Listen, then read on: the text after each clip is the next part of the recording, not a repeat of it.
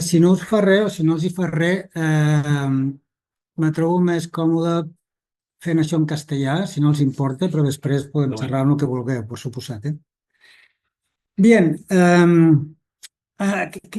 ¿qué me interesaría o qué quisiera hacer aquí hoy?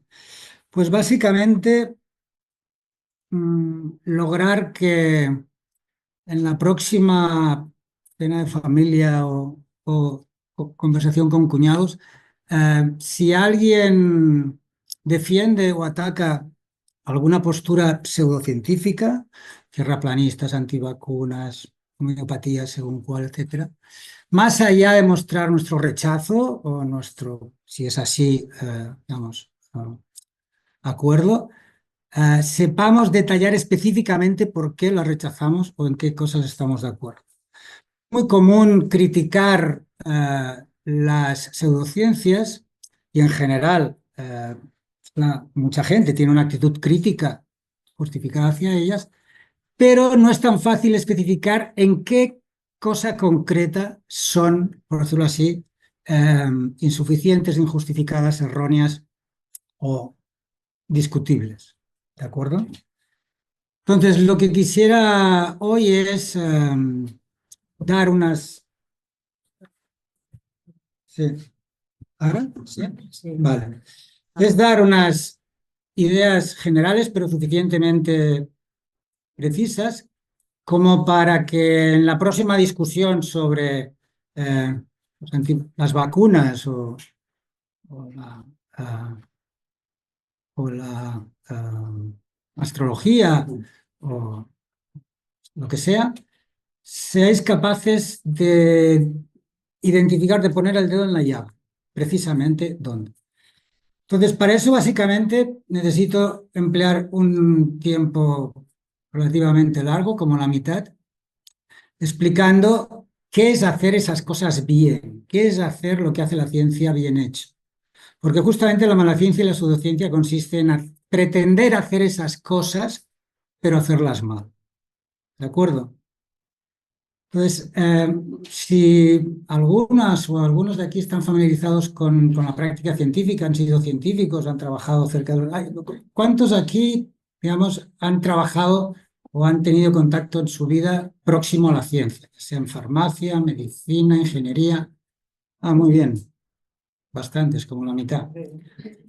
Bien, entonces, lamentablemente parte de lo que os diga, entonces seguramente a muchas o a muchos de vosotros os sonará, quizás os resonará muchas de las cosas que digo y a lo mejor algunas diréis que obviamente eso es lo que hacemos nosotros todos los días, por lo tanto, en cierto sentido, no os voy a explicar nada nuevo a los que ya habéis trabajado acerca de la ciencia. El filósofo lo que hace más bien es explicitar lo que los científicos hacen implícitamente. Por lo tanto, si hay algo de lo que diga que no corresponde a vuestra práctica, al final le decís, oye, según tú, hacemos eso y nosotros no hacemos eso. ¿De acuerdo? Bien, entonces mm, vamos a empezar dando alguna idea general, pero precisa, de qué es hacer las cosas científicamente y qué cosas es las que queremos hacer en ciencia. Me voy a limitar, no a la experimentación, no a la aplicación técnica, me voy a limitar a, a lograr justificaciones sobre creencias acerca del mundo. La mayoría de las ciencias que hacen, pues hablan acerca del mundo. La física, de que las cosas caen. La genética, de qué sale cuando dos bichos se cruzan.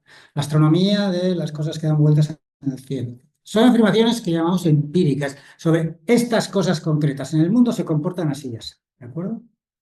Entonces, ¿cuándo podemos decir que una afirmación de este tipo está justificada? ¿Qué quiere decir justificada? Que es racional creérsela. Como veremos, no es lo mismo que estar justificado que sea verdadero, ya lo veremos.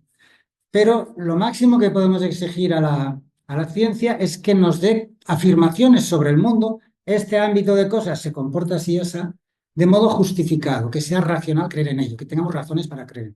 ¿De acuerdo?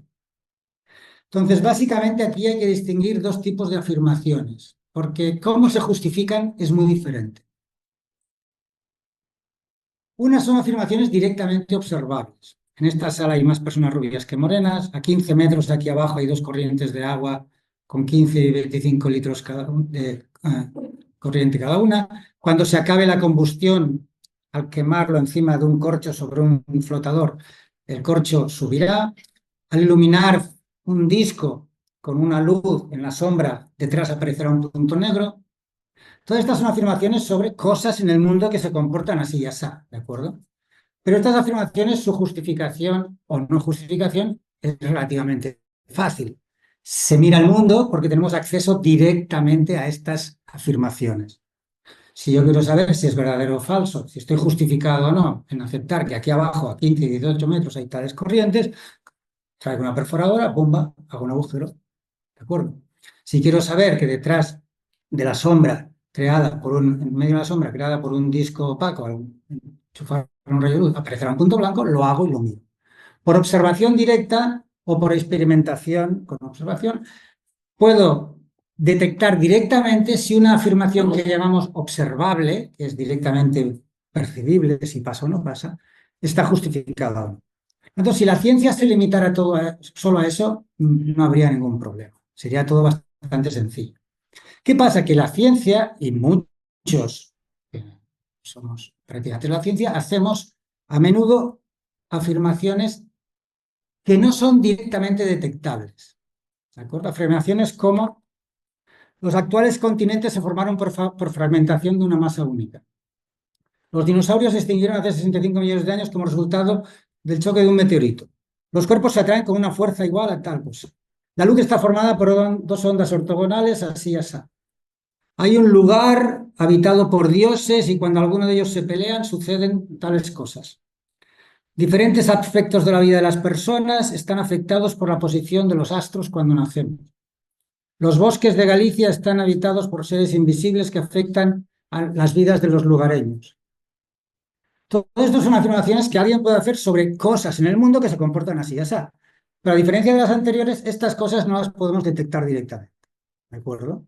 Ya habéis visto que algunas de estas os parecerán, vamos, por contexto, razonables y otras menos razonables, ¿de acuerdo? Pero esto no se limita a la ciencia. Cuando un detective privado dice el asesino fue fulanito, eso tampoco es observable. En principio, si hubiéramos estado ahí, sí, pero cuando pasó no había testigos. Por lo tanto, sería una afirmación también de este tipo, inobservable. Y la inobservabilidad no solo se debe a que hablamos de cosas muy pequeñas o se debe a que hablamos a veces de cosas que han pasado en un pasado irrecuperable, ya sea la muerte de los dinosaurios o el asesino. Entonces, cuando hacemos afirmaciones inobservables, cuando decimos que el mundo se comporta así y así, pero estas cosas que decimos no se pueden ver directamente, ¿por qué diablos no las hemos de creer? Y hay varios sistemas, formas, maneras de hacer estas afirmaciones y de decirnos que nos las hemos de creer. Por ejemplo, el mito, ¿no? Como afirmación sobre el Olimpo. Por ejemplo, la religión, Dios creó el universo. La ciencia también, obviamente. La superstición, las pseudociencias o las paraciencias. Entonces, hay varias maneras de decir esta afirmación que no puedes ver directamente, te la has de creer. Porque lo dice un libro sagrado, porque lo dicen los científicos, porque lo digo yo cuando sueño. La ciencia es una de estas. Y se supone que tiene una manera de hacer estas afirmaciones invisibles y de justificarlas que la hace respetable. Digamos, a la hora de formarnos creencias sobre cómo se comporta el mundo, muchos preferimos fiarnos de la ciencia que del mito, la religión, ¿no? ¿De acuerdo? La ciencia tiene respetabilidad epistémica. Parece que nos da garantías de que lo que ella nos dice es razonable creerlo. Mientras que muchos pensamos que la religión, el mito, la superstición. ¿Y por qué? La cuestión es ¿por qué diablos a la ciencia nos la hemos de creer más que a los otros? Y antes que nada, motivos por los que no hemos de creernos a la ciencia más que a otros. En primer lugar, no porque lo que dice la ciencia sea cosas obvias, normales, razonables, mientras que lo que dice, por ejemplo, la pseudociencia, no. No, no es verdad. si alguien aquí ha estudiado mecánica cuántica, sabrá que dice cosas mucho más raras que la astrología, o al menos tan raras como la astrología. Sin embargo, la mecánica cuántica es razonable al día de hoy, con las bases que tenemos empíricas, creerla, y la astrología muchos pensamos que no. Por tanto, no es que lo de la ciencia es razonable. Para empezar, porque lo que es razonable, anteayer fue irrazonable. Hoy Newton y la gravedad nos parecen súper razonables, pero estuvieron a punto de echarle de la Royal Society en el tiempo que dominaban los cartesianos, y los cartesianos solo entendían fuerzas de choque, tocándose, porque venía un tío loco que decía, aquí los cuerpos se atraen instantáneamente a distancia. Hoy, a base de siglos de tragárnoslo, no parece razonable, pero en aquella época no era razonable para los cartesianos, ¿de acuerdo? Lo que es razonable o no depende simplemente del contexto en el que vivimos. Y aunque haya cosas objetivamente irrazonables, como esto de los astros, desde luego no son menos razonables que algunas de las cosas que dice la mecánica cuántica. Por lo tanto, a nivel del contenido no podemos distinguir una cosa de otra. Tampoco es porque, bueno, lo que dice la ciencia puede ser también muy raro, pero al menos ella nos garantiza que es verdadero, mientras que las cosas que nos dicen otras igual de raras no nos dan garantías de que sea verdadero. Tampoco esa es la diferencia, ¿de acuerdo? Tampoco esa es la diferencia. Todas las teorías científicas anteriores de la historia, hasta las de hoy, sabemos que son ¿qué? Falsas. Y las de hoy, seguramente, dentro de unos siglos o de unas décadas, también veremos que son falsas. Claro, no muy falsas en algunos casos, un poquito, pero que son falsas. De hecho, Newton, que ha sido el paradigma de verdad científica hasta la revolución cuántica y relativista, de él dijo Kant, el filósofo Kant dijo, Dios creó el universo y Newton nos descubrió sus leyes. Entonces Newton descubrió la verdad. Hoy sabemos que eso no es así, que Newton también estaba equivocado. Y no solo porque en distancias grandes sus predicciones, en distancias pequeñas más o menos aciertan, no. Newton realizó afirmaciones en su día radicalmente falsas para lo que hoy creemos que es el mundo. Por ejemplo, que la gravedad es una fuerza. Según lo que creemos hoy, la gravedad no es una fuerza, es una condición del espacio-tiempo curvo. Los cuerpos que nos parece que están atraídos lo que hacen es seguir el camino más corto por el, eh, espacio-tiempo curvado. Por lo tanto, también la ciencia puede ser falsa. Y de hecho, la mayoría de la ciencia hasta hoy ha sido falsa. Sin embargo, ¿por qué aún así merece respeto? No por el contenido de lo que dice, no porque garantiza la verdad, pero sí por algo parecido que tiene que ver con la verdad. Y es que las afirmaciones que hace las hace de tal manera, con un método, con un procedimiento, que aunque no podamos asegurar que son verdaderos, es lo máximo que podemos hacer para acercarnos a la verdad. La ciencia no garantiza la verdad, pero sí que garantiza que hemos hecho todo lo posible por captar la verdad. Y eso solo lo hace la ciencia. Ese es el famoso método, entre comillas, científico, que no se puede tomar como algo muy gordo porque las diversas ciencias discrepan en muchas partes de ese método. Hay ciencias estadísticas que tienen random control trials, ciencias que van con observación, ciencias que van con depende del método de la experimentación. Hay muchas diferencias metodológicas entre las ciencias, pero todas comparten un poquito de esos métodos, y es lo que vamos a ver hoy. Y ese poquito que comparten es justamente lo que hace que solo las ciencias puedan garantizarnos no la verdad, sino que hemos hecho todo lo posible racionalmente por acertar, por descubrir la verdad. Y eso es a lo máximo que podemos aspirar. ¿De acuerdo?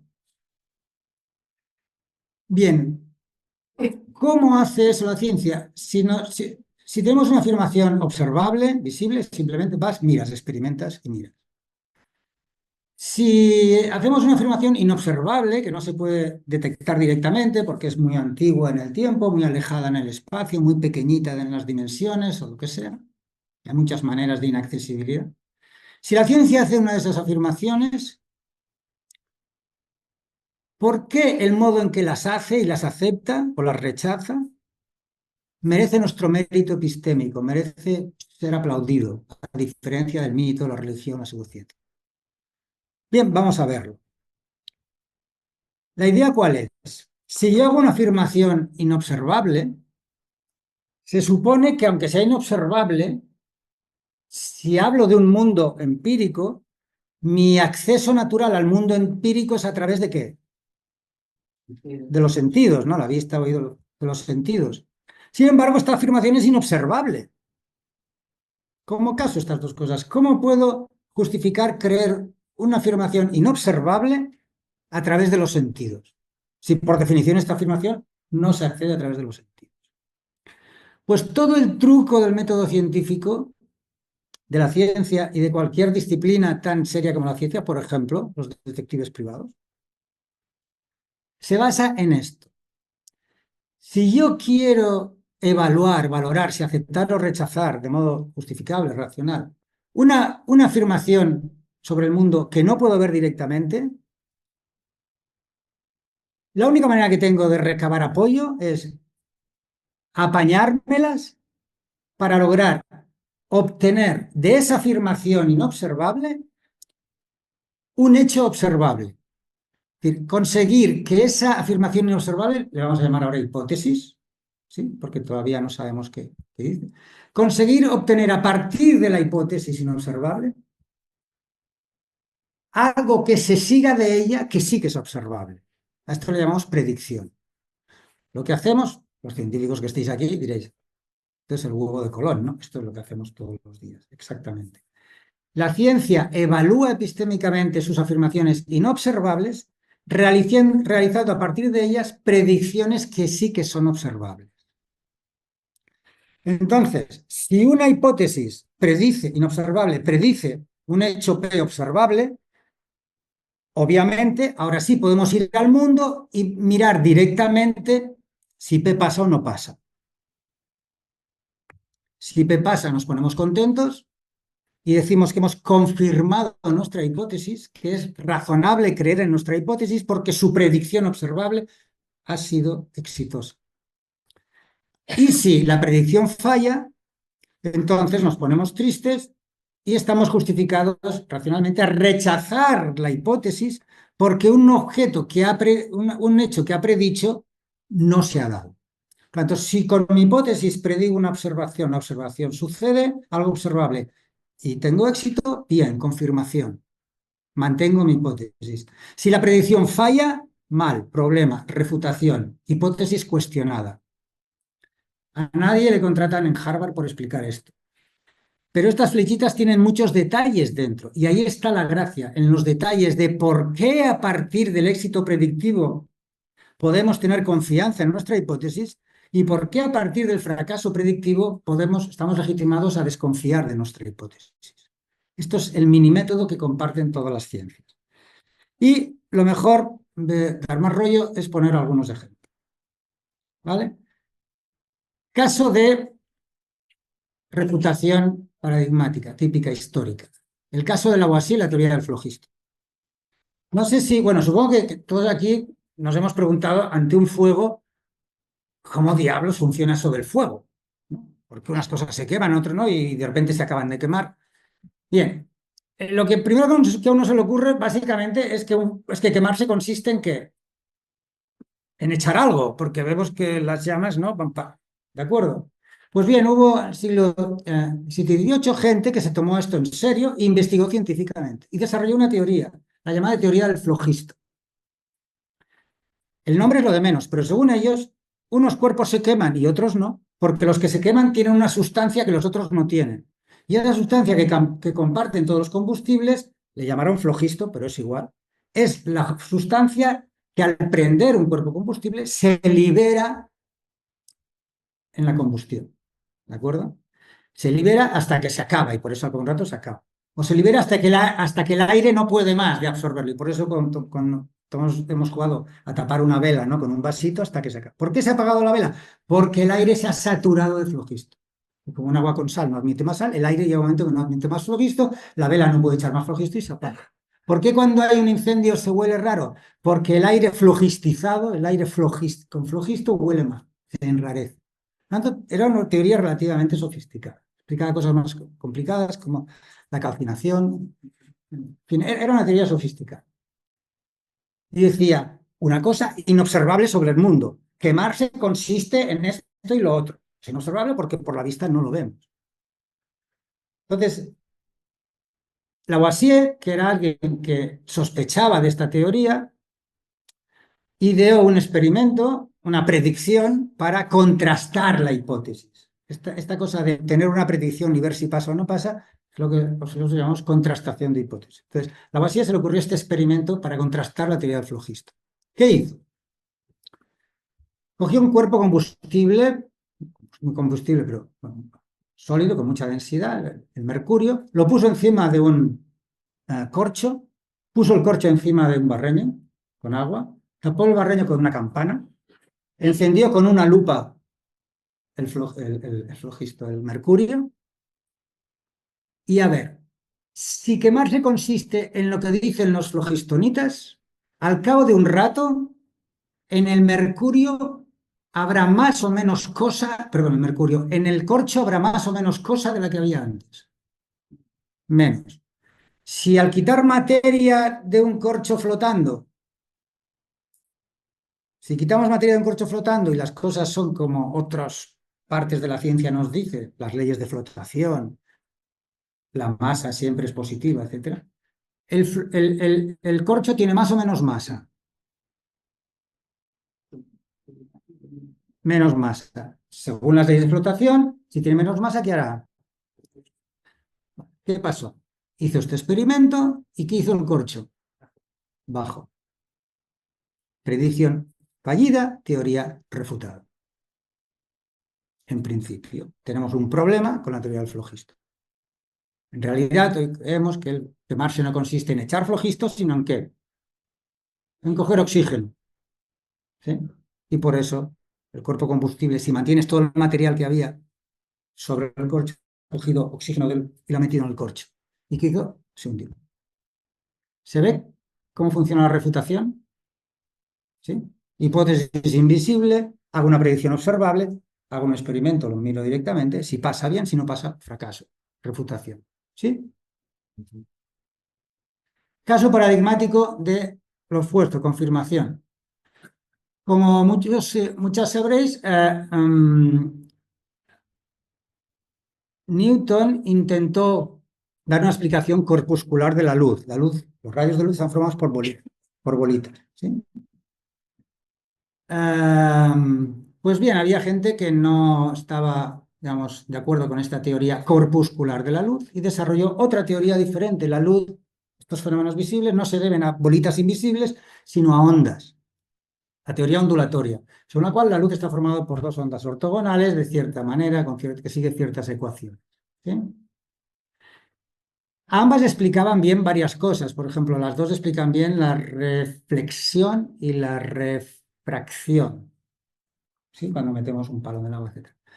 Pero la teoría corpuscular no explica bien otros fenómenos. ¿Como cuál? Bien, uno de estos teóricos de la teoría ondulatoria, Fresnel, presentó su propuesta en forma de un artículo a la Académie Française en un concurso que hacían cada año científico. Entonces él envió su teoría ondulatoria. Y la academia estaba dominada plenamente por newtonianos, eran todos corpuscularitistas. ¿Sí? En concreto, el jefazo del comité, que era Poisson. Poisson leyó el artículo, un tipo muy listo, muy buen científico, dijo, este tipo, Fresnel, no se ha dado cuenta de lo que nos ha dicho. Lo que nos dice tiene la consecuencia loca de que si iluminamos un disco sólido con un rayo de luz, habrá una sombra detrás. Pues según su teoría, en medio va a haber un punto blanco. A ver, sobrino Aragó, haz el experimento. Hicieron el experimento y ¿qué pasó? Voilà, el punto de Fresnel-Poisson-Aragó. Una afirmación invisible sobre el mundo, la luz se comporta así, tiene una predicción extrañísima, ¿sí? Una predicción muy arriesgada, muy rara, muy poco probable. Vamos al mundo, lo vemos, ¿y qué pasa? Chapó, éxito. Estamos justificados a pensar que el mundo es así. Porque si suponiendo que el mundo es así, se ha de observar esto, y además es algo muy raro que ninguna otra cosa predice, pues si vemos qué pasa, eso es un motivo para qué, para considerar racional creerse la hipótesis. ¿Se ve el contraste entre los dos casos? Bien, pues estos son los casos típicos de, dos casos típicos paramétricos de confirmación, predicción fallida y rechazo de una hipótesis, o confirmación, predicción exitosa y aceptación de la hipótesis. Resumiendo, ¿qué estamos haciendo si queremos evaluar epistémicamente, rechazar o aceptar, creer o descreer una afirmación invisible sobre el mundo? Pues tenemos que apañarnos para buscar un hecho P que sea observable, detectable directamente, que sea predicho por la hipótesis, que sea nuevo, que no sea conocido, porque si mi hipótesis se construyó para dar cuenta de cierto hecho, no es ningún mérito que lo prediga. Ya cociné mi hipótesis para eso, ¿no? La teoría de Ptolomeo da cuentas del movimiento así raro de los planetas. ¿Por qué? Porque la diseñó para eso. Por lo tanto, esa predicción ha de ser un hecho que tu teoría no se diseñase para explicar, un hecho nuevo. ¿De acuerdo? Que además no la prediga nadie más en tu entorno, porque si tú predices un hecho y tu rival, que dice que el mundo es diferente, predice el mismo hecho y el hecho pasa, ¿con quién te quedas? Con ninguno. Por lo tanto, ha de ser un hecho nuevo, por decirlo así, exclusivo tuyo hasta ese momento que se sepa. Solo tú la predices. Y que además no sea una predicción tonta, sea una predicción arriesgada, rara, improbable. No una predicción del tipo, en el próximo mes tendrás una noticia interesante, porque eres Aries. ¿Sí? Esto no sirve de nada porque casi todo el mundo en el próximo mes te trae una noticia interesante.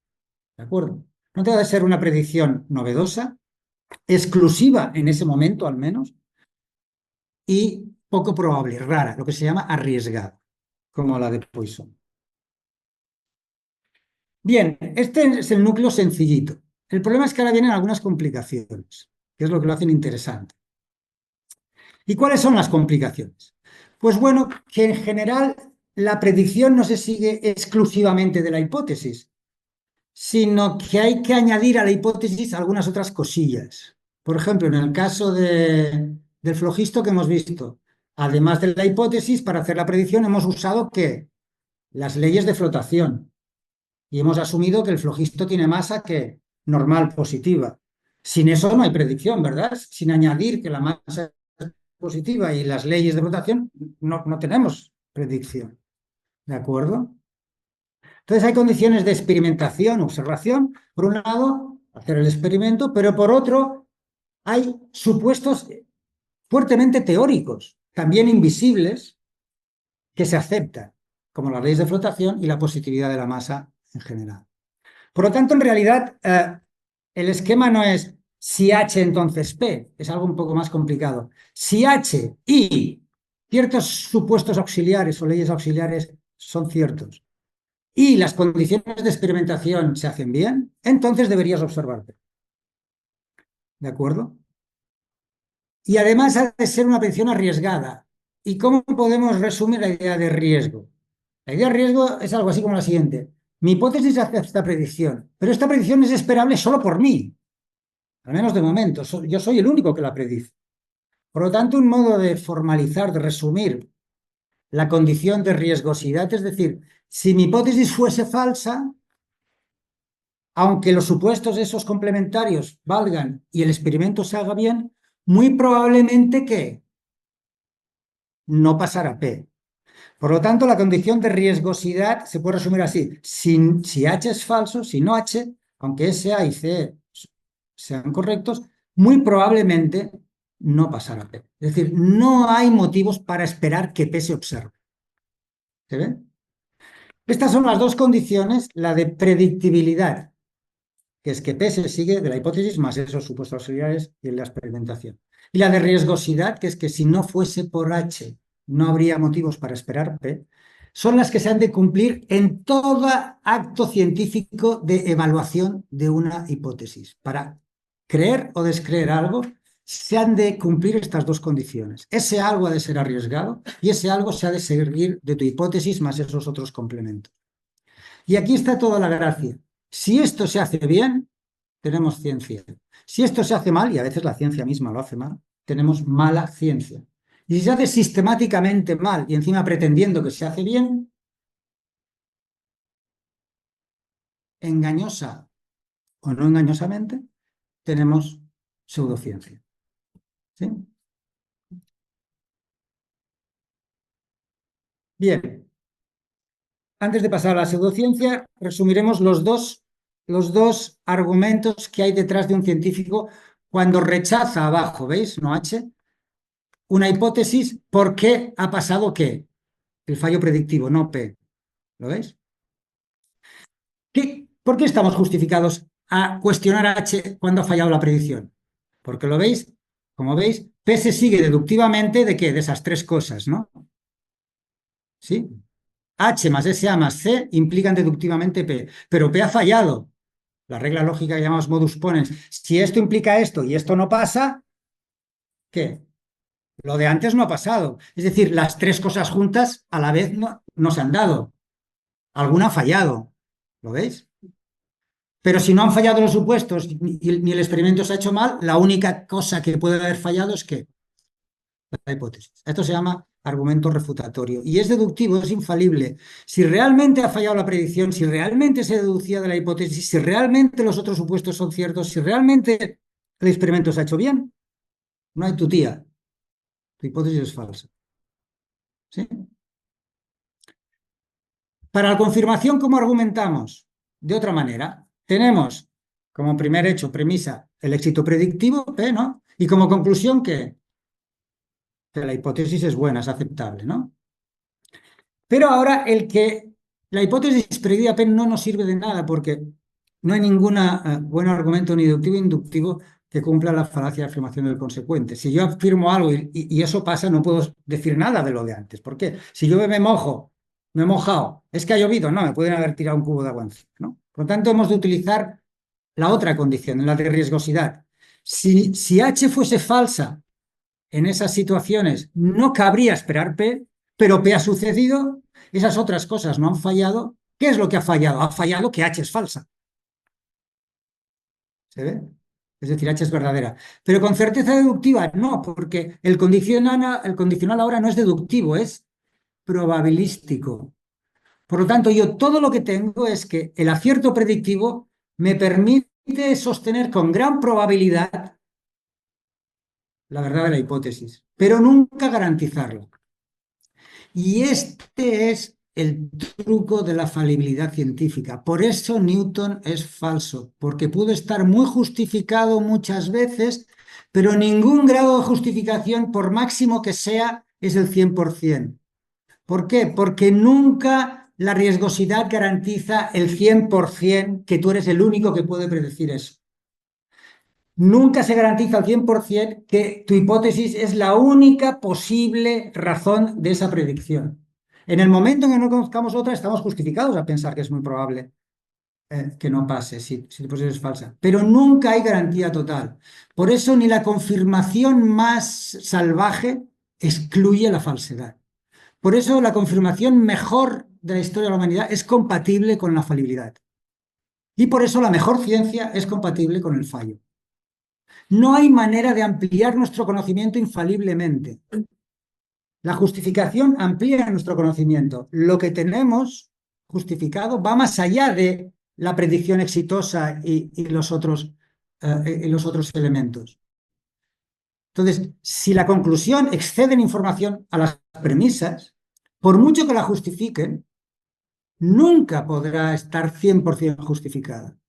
Solo un argumento deductivo en el que la información de la conclusión es parte de la información de las premisas, tenemos garantía de infalibilidad. Pero es que el argumento deductivo no nos da conocimiento nuevo. Si la ciencia da conocimiento nuevo inductivamente, esto se llama argumento inductivo, el precio que hay que pagar es la falibilidad. No hay ampliación de conocimiento infalible. Y eso, de nuevo, todos los científicos, científicas aquí, será el pan de cada día para nosotros. Conocimiento nuevo infalible, ni Dios. Es como un cuadrado redondo. ¿de acuerdo? Conocimiento aumentativo, infalible, es imposible. Y por eso la mejor ciencia es compatible con el fallo, y por eso la ciencia avanza descubriendo fallos pasados, justificando teorías nuevas. Bien, vamos con la pseudociencia, entonces. En esto consiste hacer las cosas bien. En esto consiste creer o descreer buenamente, por buenos motivos, una afirmación invisible. ¿Qué es la pseudociencia y la mala ciencia? Pues hacer esto mal, ¿de acuerdo? Es solo eso. Y por lo tanto, ciencia o pseudociencia no es tanto el calificativo de una teoría, sino de una persona, de un modo de defender o atacar una teoría. Hay modos científicos de defender o atacar hipótesis, que es el que hemos visto cuando se hace bien, y hay modos pseudocientíficos, que es pretender que lo estás haciendo de modo científico, pero hacer alguna de esas cosas que hemos visto mal hecha. Engañando o sinceramente, esa no es la cuestión. ¿De acuerdo? Por lo tanto, es verdad que hay teorías que es muy difícil defender, pero por ejemplo, el terraplanismo no es que sea, no es que sea una teoría pseudocientífica, es una teoría científica refutada. Punto. Hace al menos 3.000 años que se refutó. Lo que es pseudocientífico es defenderla ahora de ciertas maneras. ¿De acuerdo? Pues bien, los principales medios de hacer esto mal hecho, tramposamente, aunque tramposamente denota mala fe. Y no todo el que defiende pseudocientíficamente algo tiene mala fe. Hay gente que lo hace, digamos, de buena fe, solo que mal hecho. Pero bueno, utilicemos el apodo despectivo tramposamente. Entonces, hay varias estrategias, hay muchas, pero las 4 típicas son las siguientes. Escaparse tramposamente de una reflexión. Tú haces una hipótesis, alguien te diseña un experimento bien hecho, como el de Lavoisier, ¿sí? Y tú, para no aceptar la conclusión, la refutación, te escaqueas de un modo inaceptable. Por ejemplo, los flogistonitas se escaquearon diciendo que el flogisto no tenía masa positiva, que tenía masa negativa. Entonces, al perder flogisto, tenía que perder masa negativa, ganar masa según. Eso es lo que se llama una escapatoria ad hoc, que es cuestionar sin ninguna razón uno de los supuestos auxiliares, el de la masa positiva, es decir, no, la culpa no es de mi hipótesis. La culpa no es de mi hipótesis, la culpa es de ese A, que aquí pone masa siempre positiva y esto es falso. Es esto lo que ha fallado. El flogisto tiene masa negativa. ¿Se ve? Por lo tanto, típicamente, un modo típico pseudocientífico de actuar es buscar estratagemas ad hoc para eludir la refutación de tu hipótesis. Otro es lo contrario, es pretender injustificadamente que tu hipótesis ha sido confirmada. Ahora veremos algunos ejemplos. Y lo mismo con los contrarios. Ya no escaparse de una refutación de tu hipótesis o pretender tramposamente una confirmación de tu hipótesis, sino sobre los otros. Refutar tramposamente una hipótesis de otro o negar tramposamente una confirmación de otro. Estas son las 4 estrategias pseudocientíficas típicas. Entonces vamos a ver algunos ejemplos. Escaparse tramposamente de la refutación. He dado ya el caso, os he mencionado ya el caso de los flogistonitas, ¿no? Dijeron, no es culpa de mi hipótesis, es culpa de ese supuesto que me has obligado a comprar, que es el flogisto tiene masa positiva. Hay miles de ejemplos. Por ejemplo, en el tarot, yo un día fui con unos amigos a un sitio donde tiraban el tarot, sin plan, apuntando, tomando notas, y una chica se tiró el tarot y dice, tu madre tiene un problema de amígdalas. Que hostia, esto sí que es una predicción arriesgada. Y dice, no, que yo sepa, no. Bueno, pero tu madre sufre, digamos, algún problema vamos, por la zona de las amígdalas. No, pero sufre de cefaleas o algo así. No, no. Bueno, pero tu madre tiene algún problema, digamos, en la parte superior del cuerpo, ¿no? Y al final acabo diciendo, bueno, tu madre le pasará algo. Obviamente, ¿qué ha hecho? Lo que ha hecho es ir aflojando la predicción exitosa refutada por una predicción vaga que no sirve para nada, ¿no? Y cuando le acabo de decir que no, antes de pasar, bueno, es que en realidad me he dado cuenta de que mientras tirabas las cartas tenías las piernas cerradas, cruzadas. Y entonces has impedido el adecuado flujo de energía. Bien, está bien, es una hipótesis adicional, ¿no? Cuando tiras las cartas has de tener las piernas abiertas para... Sí. Pero obviamente es un truco ad hoc, ¿no? Es una estrategia ad hoc. Hay otra estrategia mucho más salvaje para escaparse de una refutación, que es ignorar simplemente la predicción. No sé si habéis visto el documental en Netflix de los tierraplanistas. Es muy interesante, si lo veis. Al final del documental, uno de los jefes, de los capos, dice, yo soy científico, yo voy a demostrar esto. Sí. Voy a coger un rayo láser, lo voy a tirar a 2 kilómetros, 10 kilómetros, no sé cuánto de distancia, que refleje en un espejo perpendicular a la Tierra, y entonces veré qué hace el rayo. Si vuelve al mismo punto, la Tierra es plana. Y si acepto que si se va más para arriba, pues será que la Tierra no es plana, ¿no? Es curva. Lo hacen, se gasta un montón de dólares en hacerlo, llama a las cámaras para que lo filmen. ¿Qué hizo el tipo? Dijo, interesting. Y siguió creyendo que la Tierra es plana. Y simplemente, pues, no te interesan las predicciones fallidas. O el caso más, más dramático, por ejemplo, el COVID hubo muchos ejemplos, ¿no? Las antivacunas que decían, entre 3 y 6 meses va a morir el 60% de los vacunados. No sé si os llegaron a este tipo de predicciones. Pasaban los meses, pasaban los meses, pasaban los meses y no. Por desgracia, murió alguna gente porque las vacunas no son 100% inocuas, pero bueno, ni de lejos esta cantidad, ¿no? ¿Qué pasó cuando en un intercambio, en un foro, se les decía eso? Negaban el hecho. Decían, no, no, es que sí que han muerto. Lo que están disfrazados en las estadísticas por muertes como muertes por otras enfermedades. Esto es una estrategia típica contra la refutación, digamos. No aceptar el hecho predicho como fallido. Si veis ese argumento, en cada caso podríais decir, mira, la trampa está aquí, o está aquí, o está aquí. En este caso es negar que la predicción ha fallado. Pretender tramposamente la confirmación. Bueno, no voy a hablar del horóscopo y la homeopatía, pero sí de la radiestesia. Después contaré una anécdota sobre los literalistas bíblicos. Eh, hay una, hay un caso típico que es cambiar, que es un poco lo que hizo la tarotista, cambiar la predicción arriesgada, fallida, por otra exitosa, pero no arriesgada. Bueno, uno de los años que daba clase vinieron dos periodistas de TV3, un programa que se llamaba Tic Tac Toe, no sé si lo veíais, de divulgación científica.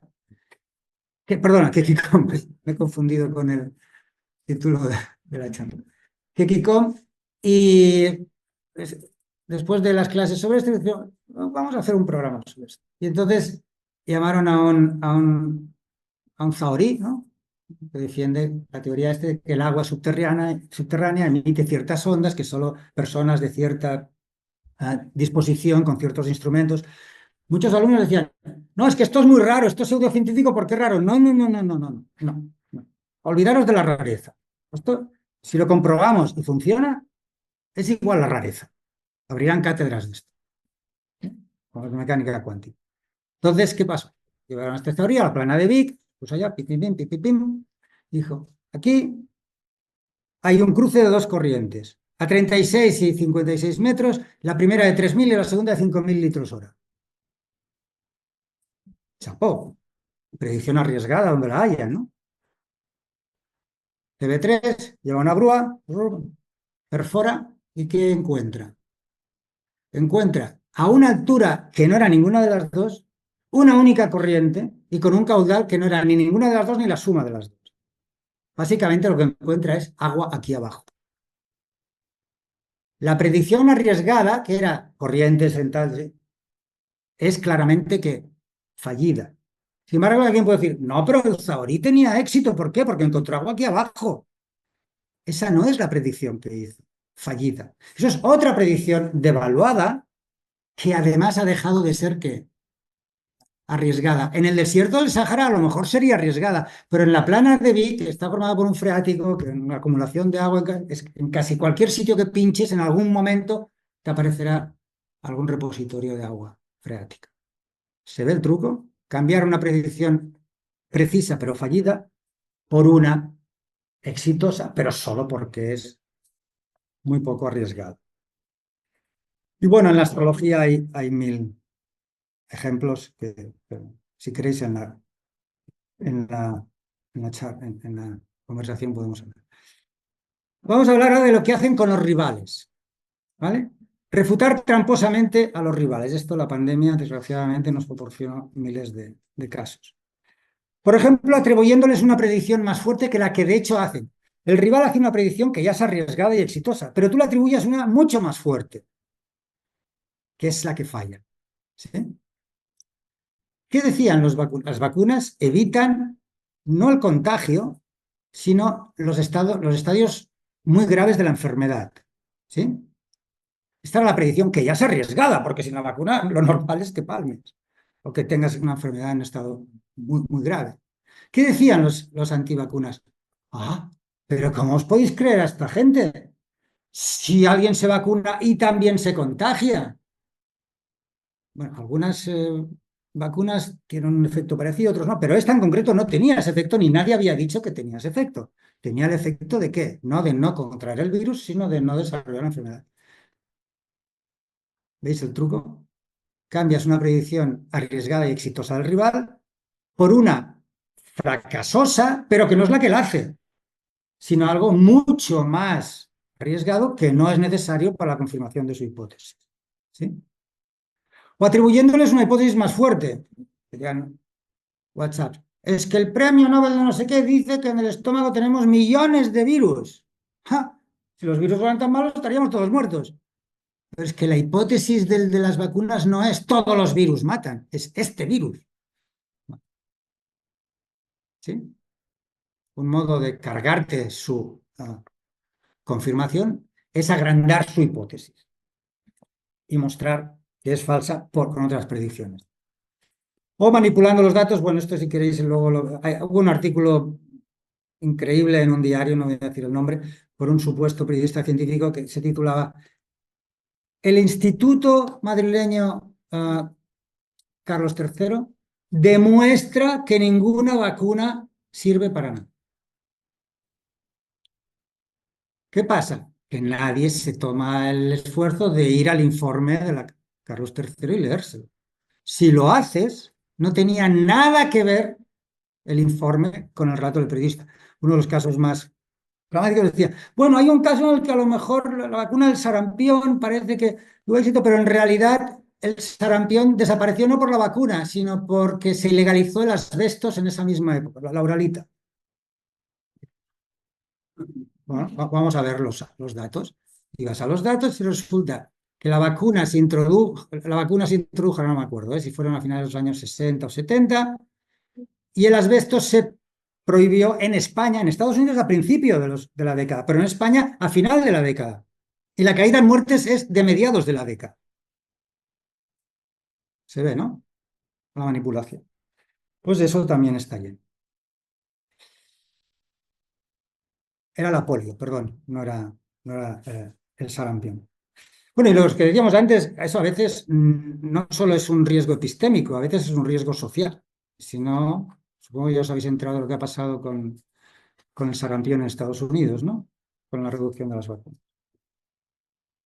Bien, otra trampa típica, acabaré ya, para que tengamos tiempo para charlar si queréis, es cosas como, la ciencia no ha demostrado que esto es imposible.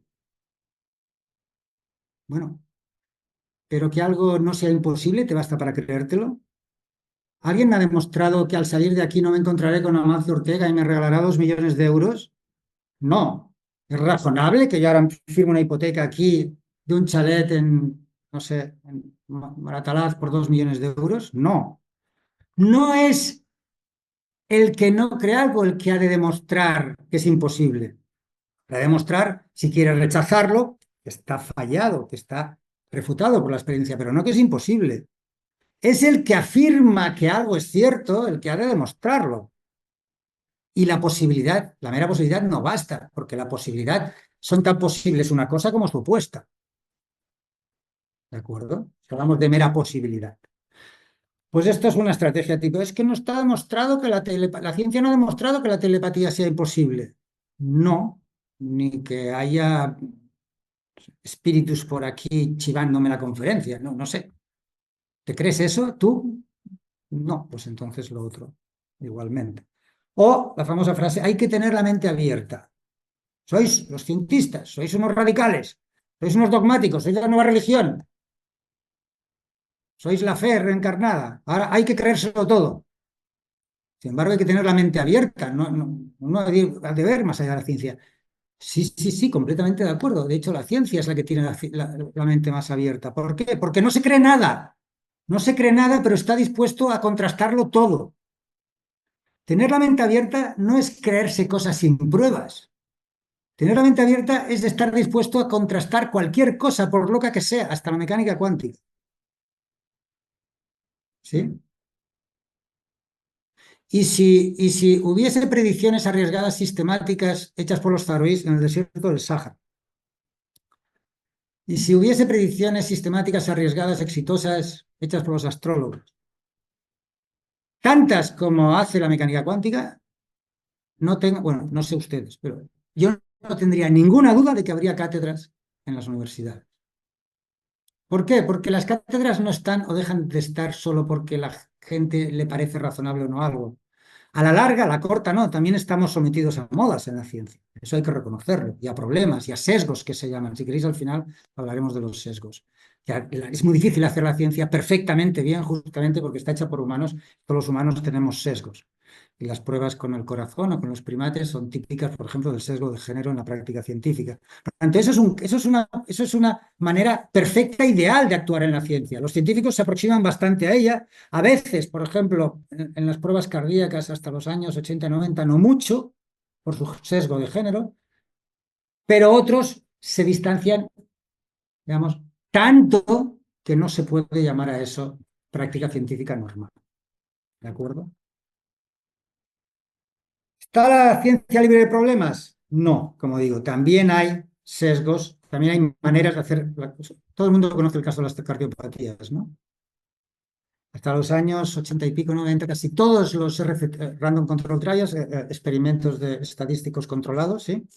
Se hacían con pacientes cardiópatas exclusivamente varones, ¿sí? ¿Y eso qué hizo? Y eso hizo confirmar hipótesis que eran fallidas. Y eso hizo que hubiera consecuencias gravísimas, sobre todo para las mujeres con cardiopatías. Primero, por la cosa tengo una cosa aquí, esto es ansiedad de mujer. Pero por otro lado, la mayoría, o la mayoría de los eventos del corazón en los hombres, mucha mayoría, se manifiesta en el típico dolor del brazo izquierdo y presión en el pecho, ¿no? Sin embargo, esto no son los suyos. Yo tuve una cardiopatía, sufrí un evento y no me pasó ninguna de las dos cosas. Tuve como unas agujetas en las clavículas. Y muchas mujeres lo que tienen es como ansiedad, ¿sí? Pues bien, eso fue terrible. Murieron miles de mujeres, ¿no? Porque cuando digan allá, esto no es nada, esto no tiene que ver con el corazón. Por lo tanto, los sesgos hechos por la mala ciencia pueden ser muy peligrosos. Otro caso paradigmático es el de la primatología, el estudio de los orangutanes. Hasta que no fue la primera mujer etóloga, todos los científicos etólogos eran varones y se fijaban solo en la conducta de quién de la manada, de los machos. Tuvo que ir la primatóloga famosa hasta que empezó a ver que había la mitad de la población no tratada, no descrita, no estudiada. Y eso, claro, es una revolución en la primatología. En fin, si a alguien le interesa, por ejemplo, los sesgos de género, hay un libro muy bonito e interesante que se llama Las mentiras científicas sobre las mujeres, de Eulalia Pérez Sedeño y una colega, donde cuenta todos los efectos del sesgo de género en la práctica científica, que en la medicina ha sido tiene bastantes consecuencias, y también en las ciencias sociales. Eso no quiere decir que todo en la ciencia esté sesgado genéricamente. Por ejemplo, la física fundamental es bastante difícil que tenga sesgos de género. Pero las ciencias sociales, la medicina o incluso la biología, hay estudios empíricos que muestran que sí. Bien, para acabar. Sobre las cosas empíricas, nunca creer nada sin pruebas. Si alguien dice daros pruebas, analizar muy bien si cumple con esas condiciones para aceptar o rechazar y librarse de los influencers, youtubers, sectarios y conspiranoicos. Y aquí tenéis una web, El Otro Plano TV, donde podéis ver cantidad de ejemplos de malas prácticas pseudocientíficas y practicar con esos dos argumentos y decir, mira, aquí está rechazando la predicción. Mira, aquí ha tomado esto como una predicción y en realidad no es una predicción. Mira, aquí ha tomado esto como una predicción arriesgada, pero no es arriesgada. Y os divierte, podéis tener un rato entretenido con esta y otras decenas de webs que hay. Bien, eso era todo lo que quería decir. Por desgracia, está haciendo las cosas muy bien, no tenemos nunca garantía de la verdad. ¿Por qué? Porque la ciencia amplía nuestro conocimiento. Ya hemos visto que ampliación y certeza son incompatibles. Pero solo haciendo las cosas así, aunque no garanticemos la verdad, tenemos garantía de otra cosa, que es de hacer todo lo que podemos por conseguir la verdad. Que no es la verdad, pero es lo máximo que se puede hacer. ¿Hay algún científico profesional de laboratorio aquí, alguien que haya trabajado en biología fundamental? O sea, que haya contrastado hipótesis. A nadie le sonaba esto ya. Bueno, pues concluemos. De hecho, vam ver, us haig de venir el director d'Àger, de l'Observatori d'Àger, parlar d'astrologia no gràcies, una tarda de ciència també que van aquí, i també Pues ja tota la documentació que utilitzaven els astròlegs diu que estava desfasada, no va desmuntar una mica la base científica dels... És molt bonic, si agafeu, hi ha un llibre d'astrologia bastant, més venut ara avui, que es diu, ara no me'n recordo com se diu, però si ho llegiu amb els dos arguments al costat, és molt divertit. Mira, anar assenyalant els errors, se suposa que aquesta persona, el Zabalia, o com sigui, és bon intencionat, però els errors que va cometent en cada... hay otra cosa de la que no he hablado, que es un error típico, pero que va más allá de la metodología, que es la falsa analogía con las mejores teorías científicas del momento, ¿no? No sé si habéis seguido a un señor que habla de las experiencias cercanas a la muerte, que habla de mecánica cuántica, a ver qué dice, burradas de la mecánica cuántica. Dice, pues la mecánica cuántica no dice que dos partículas pueden estar entrelazadas. Pues esto es lo mismo que los sujetos de la experiencia que dicen que se conectan con... Entonces, en general, cuando alguien diga esto es lo mismo que, y aquí os pongan una teoría de verdad, sospechar, sobre todo si empieza describiendo esta teoría mal. ¿Sí? Pero eso es muy típico ahora. Pues no afecta los planetas, las mareas. Pues ¿por qué no va a afectar mi personalidad?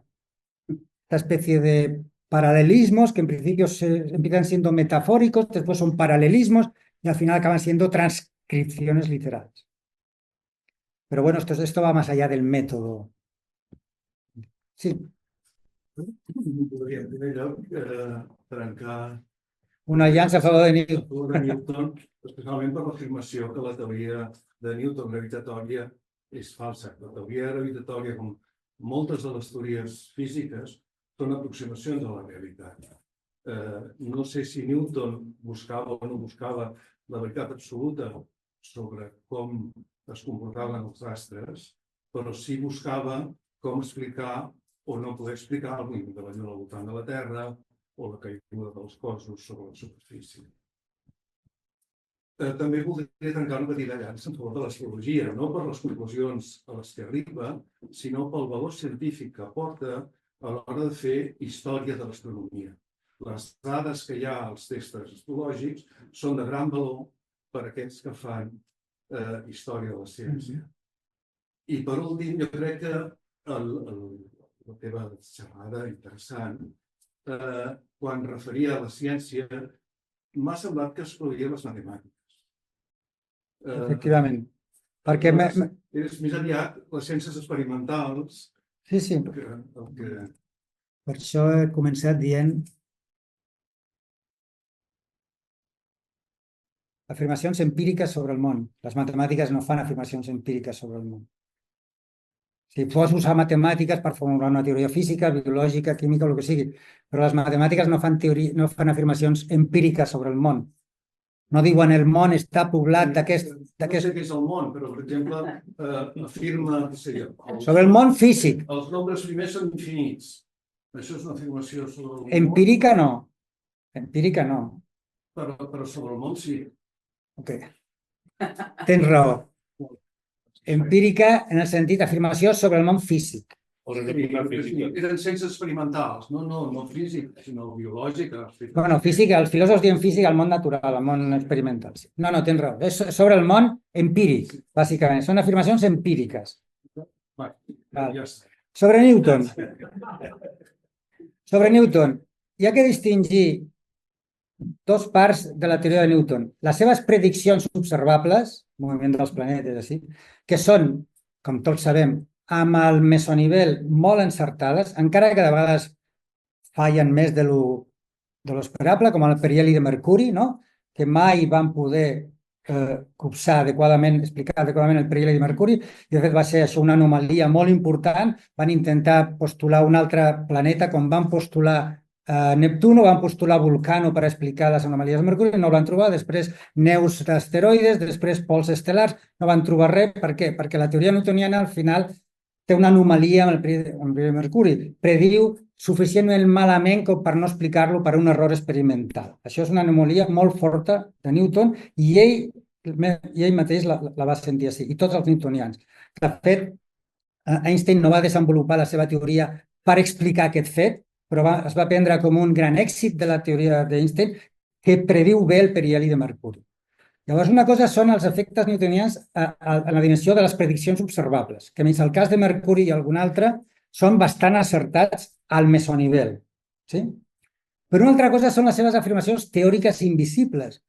I fins on jo sé, no és veritat que ell restringia la gravitació a un àmbit del món. Una altra cosa és que després nosaltres podem dir la gravitació newtoniana en certs àmbits, no a nivell predictiu, sinó a nivell teòric, es pot considerar equivalent a la teoria d'Einstein. Però Newton, la seva teoria de la gravitació universal, és universal perquè no és una teoria sobre l'atracció de qualsevol parell de cossos.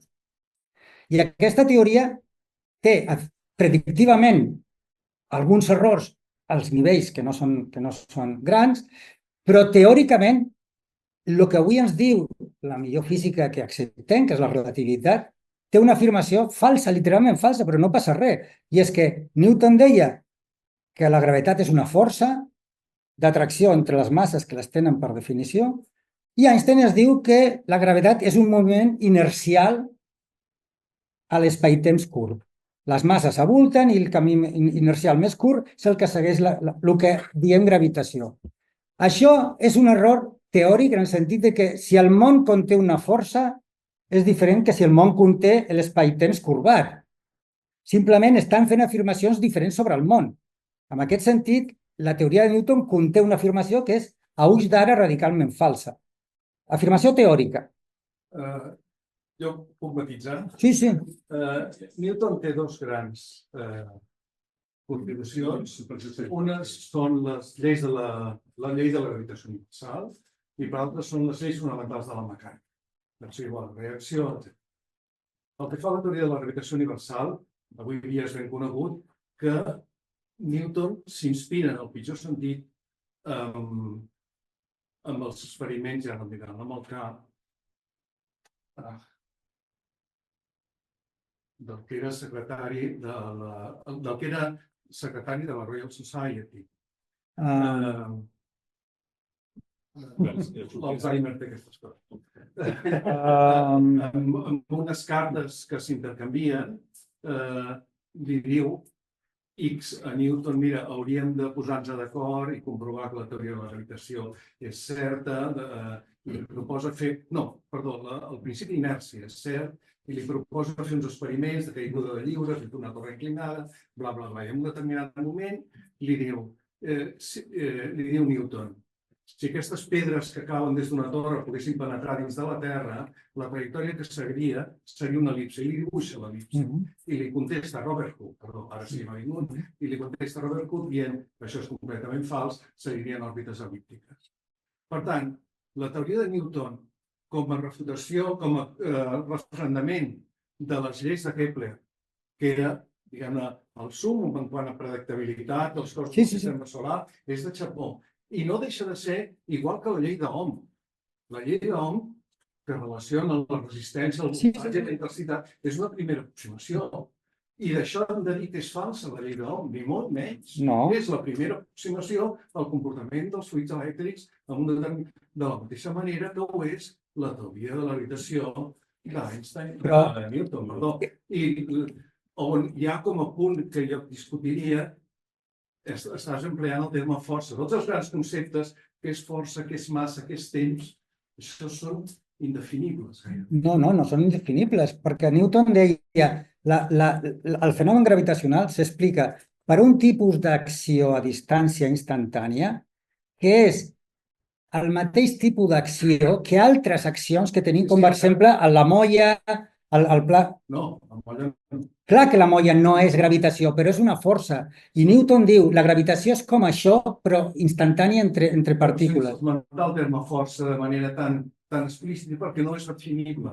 És a dir, Newton diu que les equacions que regulen el comportament de dos cossos a l'espai lliure ve donada per aquesta recerca. Bueno, no vull entrar en debats historiogràfics, que segurament...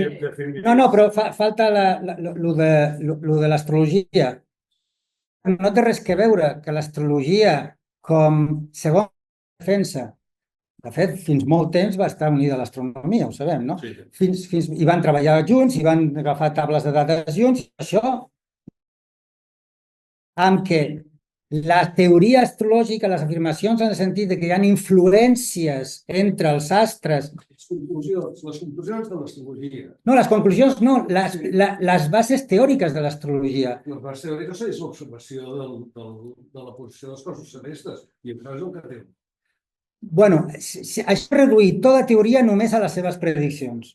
El que jo dic és que si algú pensa que la ciència, a més de fer prediccions observables, podem no pensar-ho, però si algú pensa que la ciència, a més de fer prediccions observables, ens diu que el món està poblat de certes entitats que ens comporten de certa manera i tenen certs efectes, això és el que nosaltres diem hipòtesis teòriques, que és el que explica les observacions, perquè si no, no hi hauria explicació de les observacions. Si la ciència, a més de descriure observacions, proporciona explicacions invisibles d'aquestes observacions, llavors que l'astrologia realitza aquestes explicacions a les seves observacions, l'astrologia realitza afirmacions fonamentals com la base teòrica de l'astrologia, no la justificació observacional, sinó el seu corpus teòric, que consta, són afirmacions que assumeixen, entre altres coses, que la posició dels planetes a l'hora de néixer influeix amb el caràcter de les persones.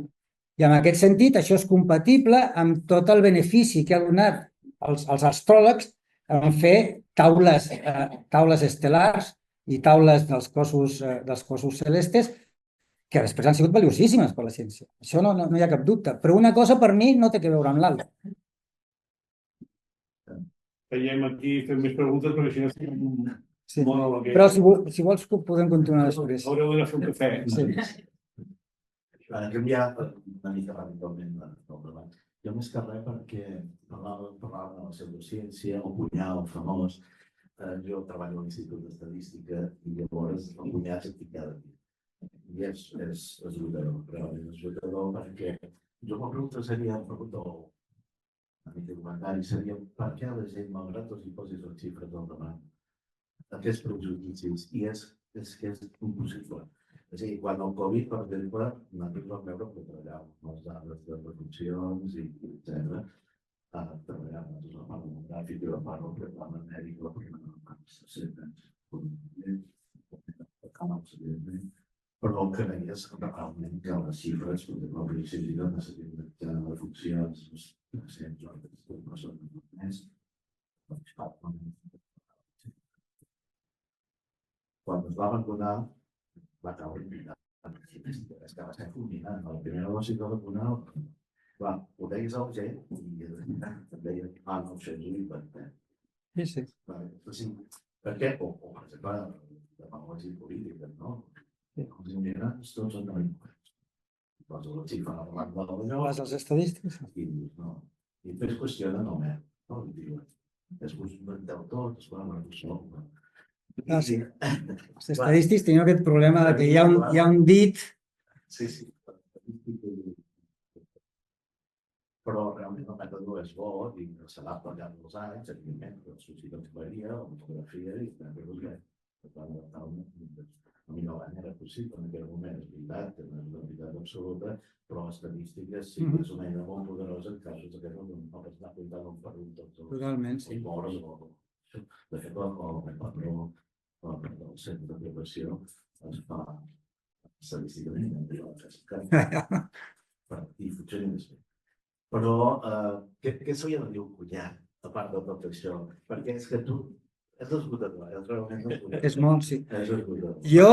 L'energia que gastes no té estat mínim l'energia per dir que la Terra és plana.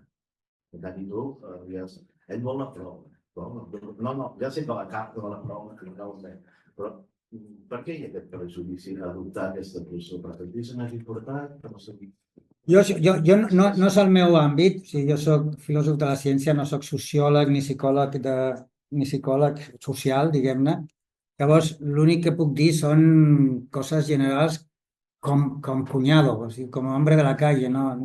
Això s'hauria d'estudiar molt bé. De fet, hi ha alguna gent que ho estudia molt bé i correlaciona en contextos històrics i així.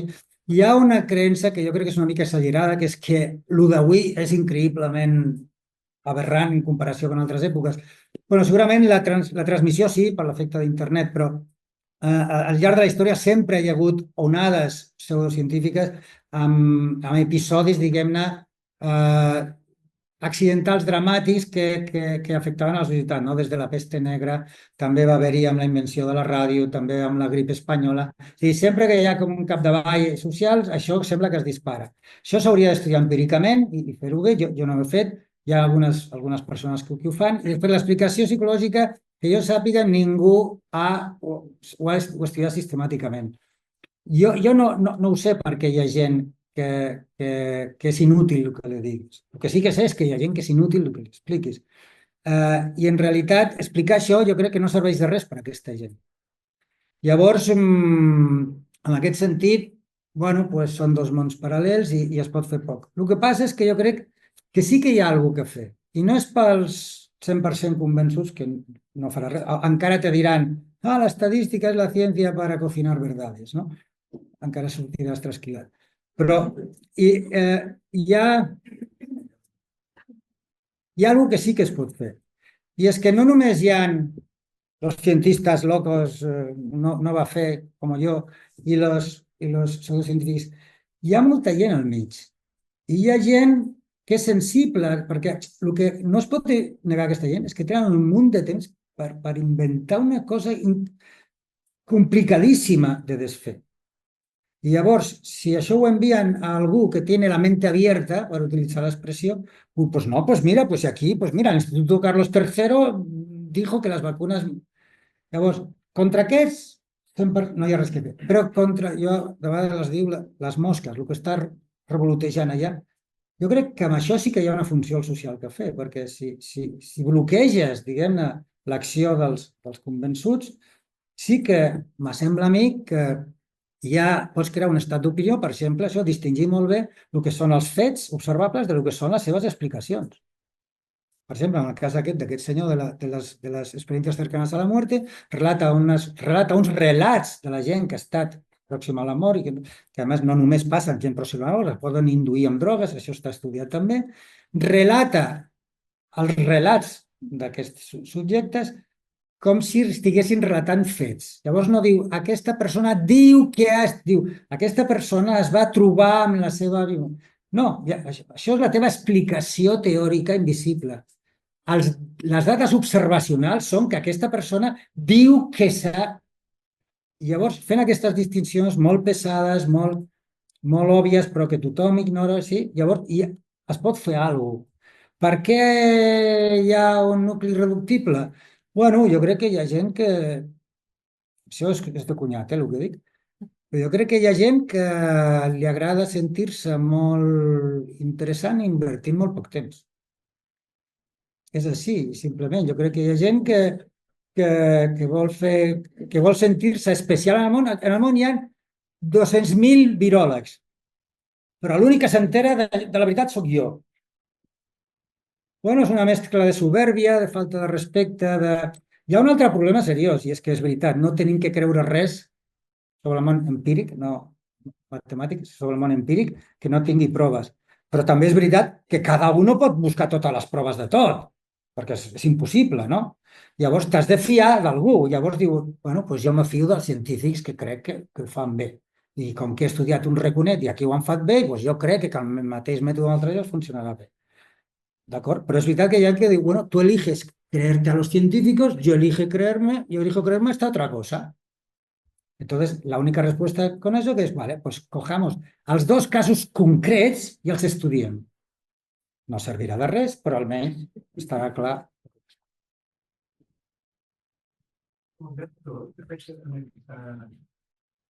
En aquesta, aquí, la població va actuar molt bé i es va mostrar precisament respecte a altres llocs del món que no van... Sí, total.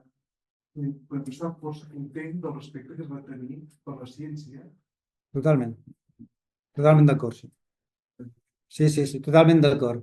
No com ara, per exemple, als Estats Units, que el Kennedy està causant destrosses, no? Amb la desvacunació, no? Això és veritat, hi ha societats més o menys sensibles. No, insisteixo, és un tema molt interessant i molt seriós, perquè d'això depèn. Com abans, a l'entrevista a la ràdio m'ha dit, i com és que no hi ha ninguna regulació sobre això?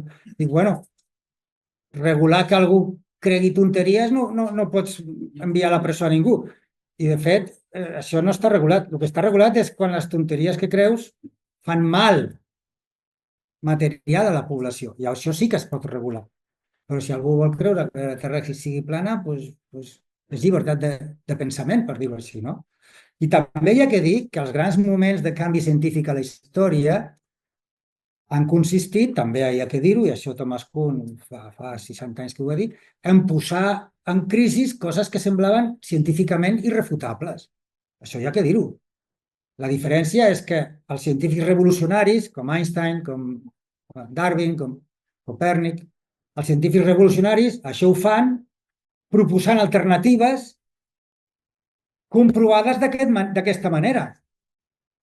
No de qualsevol xorrada que s'hi passa pel cap i com que, bueno, pues ahora la ciencia demuestra la existencia de Dios porque el Big Bang tuvo un origen. No. Gràcies a Déu, hi ha molta gent que en casos realment seriosos, dramàtics, fàcticament, són molt conscients o molt responsables o molt creients, no ho sé, perquè és veritat. Si creies, tothom diu, es que el COVID, ¿cómo puede? La ciencia, pero mira lo que pasó con el COVID, pero si era un desastre. Y dije, no, el COVID es el ejemplo mejor que hay en poco tiempo de lo bien que funciona la ciencia. De las hipótesis que hace cuando no tiene otra de urgencia, cómo las comprueba, cómo las revisa al cabo de una semana, También hubo cosas mal hechas, pero es un ejemplo impresionante de cómo la ciencia se corrige a sí misma en un año y pico. Es verdad que tomando algunas decisiones muy arriesgadas, pero eso ya fuera cuestión política. Los científicos iban diciendo en cada momento lo que podían y no tenían ningún temor en decir que se habían equivocado y que ciertos RCTs que se hicieron en fase 2 solo, pues no se habían hecho en fase 3 y 4 y cuando hicieron bueno, pues entonces los datos no eran tan fiables. Tengo un colega en Barcelona que se dedica a esto, a revisar todos los artículos científicos del COVID y es verdad que se hicieron cosas erróneamente, pero intentándolas hacer bien. Newton era un gran... com això, no? I després la ciència dirà si sí o si no d'aquestes històries, no? Bueno, M'he referit que com a humans, no? No, I aquesta part no, aviam. empíricament una cosa, no? Això només té que veure en com creure si la llum està feta així o aixà. Només té que veure amb això. Que hi ha coses a la vida molt més importants que això. Cadascú, hi ha gent per les quals la ciència és tot i hi ha altres per les quals la ciència és utilitària. Vull dir, això no diu un àpice de lo que és valuós o no a la vida. I per suposat hi ha infinitat de coses sobre les quals la ciència no pot dir res. Per exemple, si existeix Déu. No, m'ha semblat curiós sempre aquest fenomen, no? Algú molt científic, no? Que també pugui creure en Déu o resar o Però creure en... Però hi ha que distingir entre tenir creences sobre aspectes de la vida o de la realitat que escapen de la indagació científica i allí cadascú pot creure el que cregui i segurament, si som sociòlegs, explicarem que bàsicament creus el que t'ha tocat, bàsicament, encara que hi hagi gent una mica revolucionària, bàsicament creiem el que el nostre entorn, si ets catòlic, si és protestant, si és ateu, doncs potser... Llavors, sobre aquestes coses sobre les quals la ciència no diu, però és que no pot dir res, això ni entra ni surt.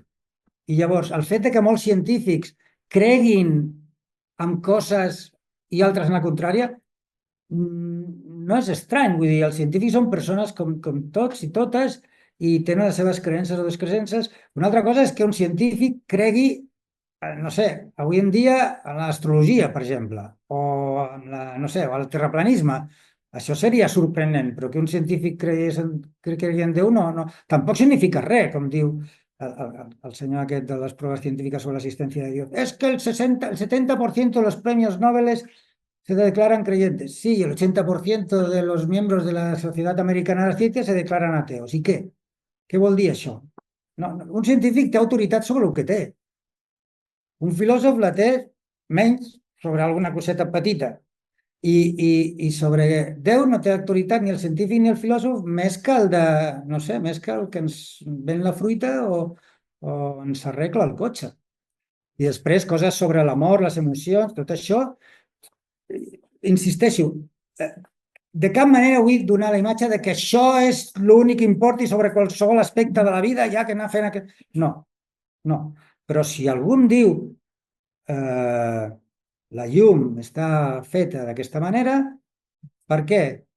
Bueno, perquè ho diu aquest llibre sagrat, és molt diferent que es diu perquè he fet una predicció arriscada, exitosa. I després que un dediqui el seu temps a el que millor li agradi, no és incompatible amb això. No voldria donar la imatge de que és incompatible. I la religió la podríem classificar en una d'aquestes grups? Bueno, ara us puc explicar l'anècdota dels literalistes. La religió depèn com te la prenguis. Hi ha gent que es pren la religió com circumscrita a l'àmbit d'algunes d'aquests aspectes en els quals la ciència no pot entrar, perquè no són empírics. Llavors, en aquest sentit, la religió és una actitud com la no religió, com l'ateisme o el panteisme o el que sigui.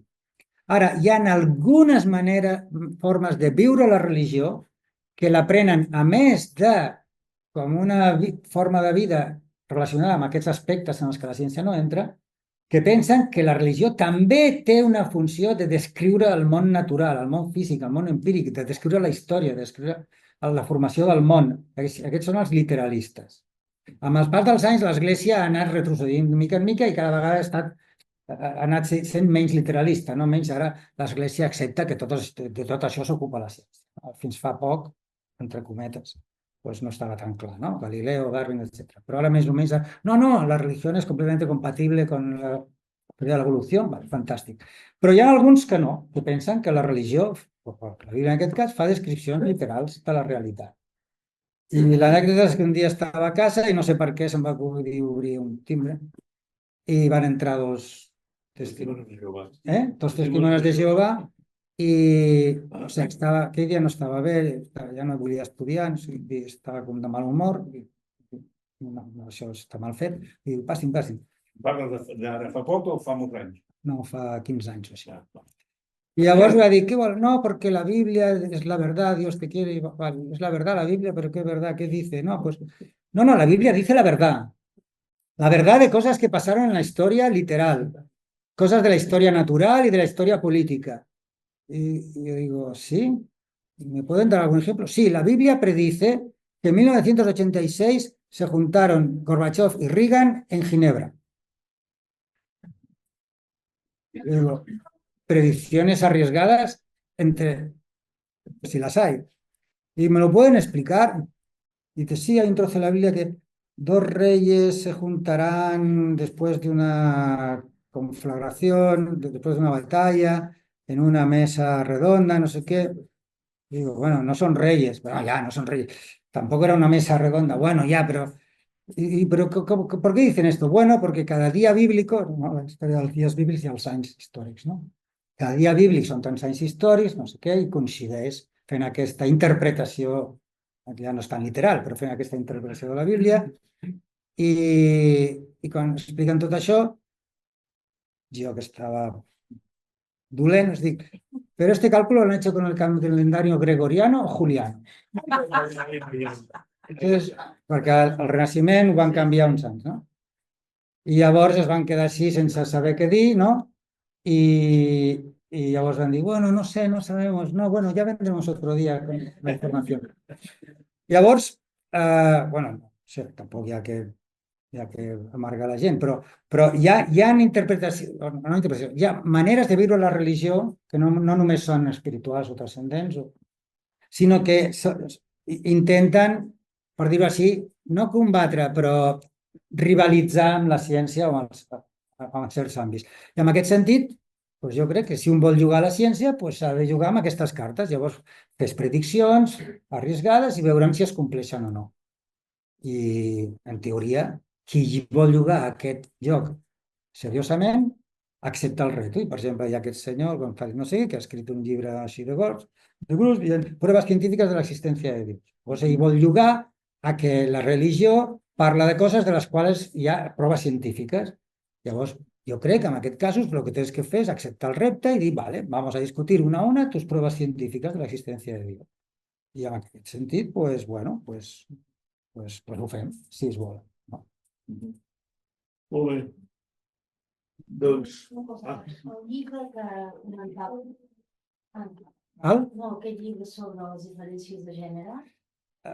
No sé si ho has trobat, mujeres...